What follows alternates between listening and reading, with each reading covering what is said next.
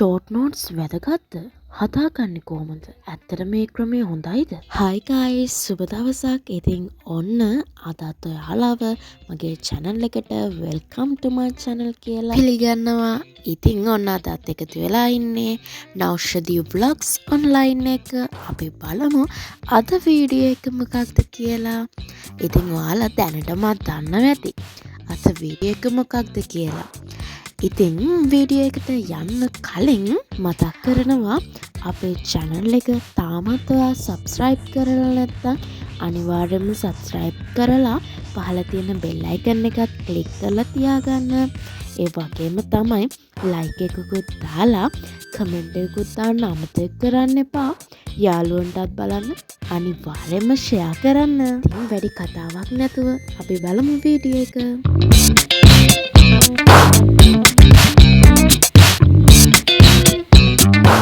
ඉතින් අද මම ඔයාලට කියලා දෙන්නේ ෂෝට් නෝට් එකක් හදන මෙතඩ් එක. ඉතින් ඔය පේන්නේ මම හදපු ෂෝට් නෝට්ස් ටිකක්.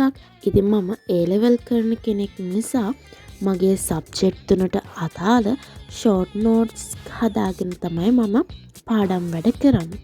ඉතින් ඒ හදාගන්න ෂෝට් නෝට්ස් මම කොහොමද හදාගන්නේ, මම පාවිච්චි කරන්නේ කොහොමද කියලා තමයි අද ඔයාලත් එක්ක ෂෙයා කරගන්නේ. ඉතින් මේක මම පාවිච්චි කරන ක්‍රමයක්. ඉතින් මම හිතුවා ඔයාලත් එක්කත් මේක ෂෙයා කරගන්න. අපි බලමු කොහොමද මේ ෂෝට් නෝට්ස් හදාගන්නේ කියලා. ඉතින් පොඩ්ඩක් ඉන්නක බලාගෙන. අද මම ෂෝට් නෝට්ස් එක හදන්නේ පොලිටිකල් සයන්ස් වලින්. ඉතින් මුලින්ම පොත අරගෙන අදාළ මාතෘකාවට තියෙන කොටස, ඒ කියන්නේ තියරි නෝට් එකේ අපිට වැදගත්ම කියලා හිතෙන කොටස් ටිකට අපි පැන්සලෙන් පොඩි ඉරි කෑල්ලක් ගහලා පොඩි මාක් එකක් දාගන්න ඕනේ.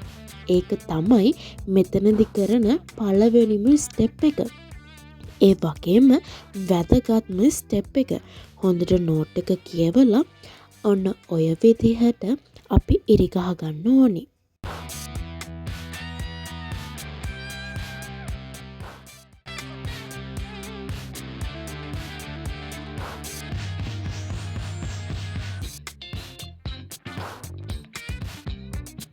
දෙවෙනි ස්ටෙප් එක තමයි මම නම් පාවිච්චි කරන්නේ පුස්කැප් කොළ. ඒ කියන්නේ writing papers. ඔයාලට CR පොත්වල කොළ උනත් පාවිච්චි කරන්න පුළුවන්. ඉතින් ඔන්න විදිහට A4 හරි half sheet හරි CR කොළයක් හරි නැත්නම් writing paper එකක් හරි අරගෙන ඔය කොළය දෙකට නවා ගන්න ඕනි. මම දැන් ඔය පෙන්නන විදිහට දිග අතට තමයි නවා ගන්න ඕනේ. ඔය විදිහට දෙකට නවාගෙන නවාගත්තු කොළේ අඩිරෝලක් පාවිච්චි කරලා ඔන්න මම පෙන්නන විදිහට දෙකට වෙන් කරගන්න ඕනේ. ඒ කියන්නේ දිග අතට කොටස් දෙකක් විදිහට වෙන් කරගන්න ඕනේ. දැන් ඔයාලට පේනවා ඇති මගේ පේපර් එක මම කොටස් දෙකකට වෙන් කරගෙන තියෙන විදිහ. ඕක තමයි දෙවෙනි ස්ටෙප් එක. තුන්වෙනි ස්ටෙප් එක විදිහට අපි නෝට් ඩවුන් කරගත්තු තියරි නෝට් එකේ කරුණු ටික ලස්සනට පිළිවෙලට ලියාගන්න එක තමයි අපේ ඊළඟ ස්ටෙප් එක. මේකෙදි කියන්න ඕනේ අපි තියරි නෝට් එකම ෂෝට් නෝට් එකේ ලියන්නේ නැහැ. ඒක නෙමෙයි මෙතඩ් එක. ගොඩක් අය කරන වැරදි වැඩක් තමයි තියරි නෝට් එකේ තියෙන කරුණ ඒ විදිහටම අපි හදාගන්න ෂෝට් නෝට් එකට පාවිච්චි කරන එක. හැබැයි එතකොට අපි පාඩම් කරනකොට හරියට නිකන් අපි තියරි නෝට් එකම කියවනවා වගේ තමයි ෂෝට් නෝට් එක කියනකොටත් තේරෙන්නේ. ඒක නිසා තියරි නෝට් එකේ සිද්ධාන්ත ටික හරියටම සරල විදිහට අපේ වචනෙන් ෂෝට් නෝට් එකේ ලියාගන්න එක තමයි ෂෝට් නෝට්ස් මෙතඩ් එකේ වැදගත්ම පොයින්ට් එක වෙන්නේ. ගොඩක් අයට තියෙන ප්‍රශ්නයක් තමයි මේ ෂෝට් නෝට්ස් එක පාවිච්චි කරන්නේ කොහොමද කියන එක. ඉතින් අපි ෂෝට් නෝට්ස් එක පාවිච්චි කරන්නේ අපේ අපිට තියෙනවන්නේ ඩේලි එක්සෑම්ස් තියෙනවා, එතකොට ටර්ම් ටෙස්ට් තියෙනවා. ඔය වගේ අවස්ථාවලදී අපිට මුළු පාඩමම කියෝ ඉන්න ටයිම් එකක් නැහැනේ. අපි දෙවනි පාර රිවිෂන්ස් කරනකොට අපිට ඊට පස්සේ ෂෝට් නෝට්ස් එක පාවිච්චි කරලා අදාළ වැදගත් පොයින්ට් ටික ආපහු මතක් කරගන්න පුළුවන්. ඒක නිසා තමයි මේ ෂෝට් නෝට්ස් අපි හදන්නේ. ඔන්න ඔය කියන අතපසුවීම් ටික නොදැනුවත්කම් ටික නිසා තමයි ගොඩක් අය ෂෝට් නෝට්ස් ක්‍රමය අතෑරලා දාන්නේ. ඒ කියන්නේ අපි ටිකක් කාලය වැය කරලා ලියන්න ඕනේ, ගොඩක් ලියන්න ඕනේ, ඒකට වෙනම කාලයක් යනවා කියලා සමහරක් අය ඒ කාලෙත් මේ පාඩම් කිරීම වලට යොදා ගන්නවා.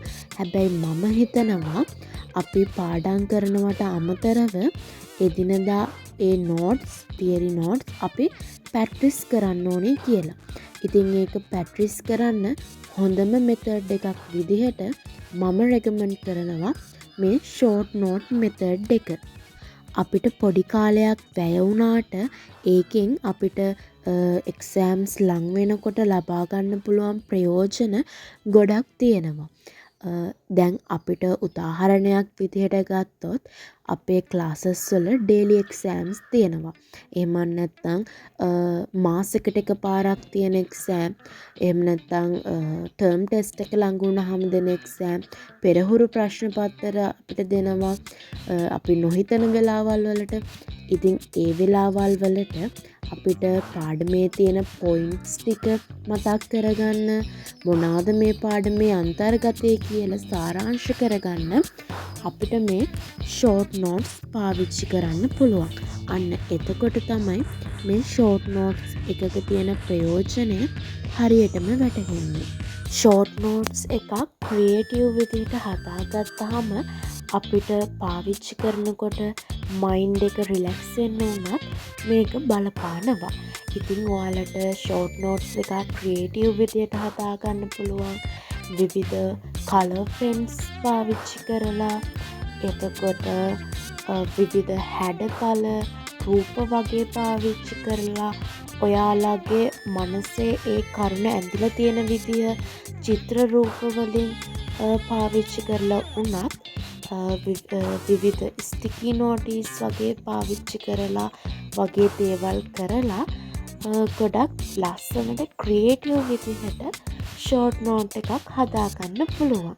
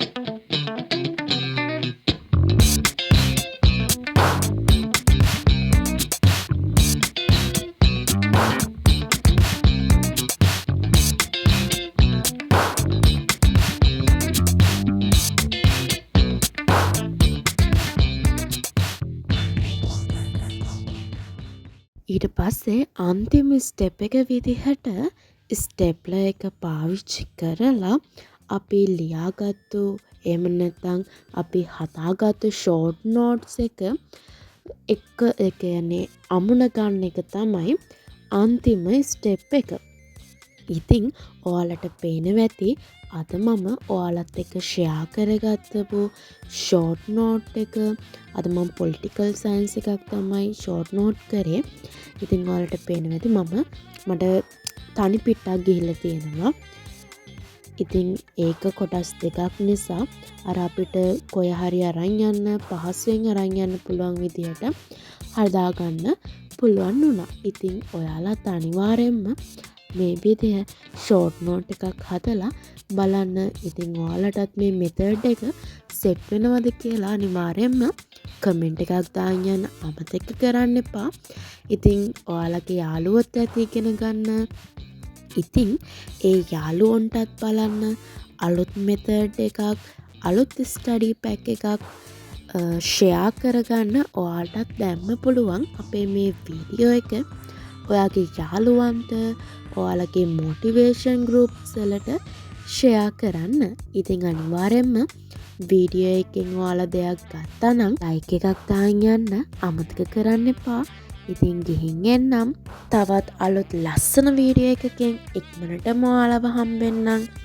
ඉතින් නෞෂදී vlogs අපේ YouTube channel එක subscribe කරලා තියාගන්න. දාපු ගමන් වීඩියෝ එකක් බලන්න bell icon එකත් click කරන්න.